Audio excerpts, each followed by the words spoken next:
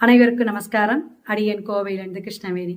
கர்ம வினை, கர்மா அப்படிங்கிறதான் நம்மளுடைய லக்ன புள்ளி. லக்ன புள்ளியில எந்த நட்சத்திர சாரம் வாங்கி நம்ம பிறந்திருக்கோம், அந்த கிரகம் என்ன, அதாவது லக்ன புள்ளி என்ன நட்சத்திர சாரம் வாங்கியிருக்கு, அந்த நட்சத்திரத்துடைய கிரக தத்துவம் என்ன, அந்த கிரகம் எந்த பாவகத்துல தொடர்பு கொள்ளுதோ அதுதான் நம்ம கர்ம வினையாக செயல்படுறோம். அதே போல நம்ம அந்த லக்ன புள்ளி பாவக தொடர்பான காரகத்துவம் தான் நம்மளைய வழிநடத்தி செல்லுது. அப்ப அந்த காரகத்துவம் நமக்கு பல பிரச்சனைகளை ஏற்படுத்தும், பல சங்கடத்தை கொடுக்கக்கூடிய அமைப்பா இருக்கும். அந்த கர்ம வினை தான் நமக்கு ஒவ்வொரு மாதமாக இருக்கட்டும், வருடமாக இருக்கட்டும் நடக்கக்கூடிய அமைப்பை தருது.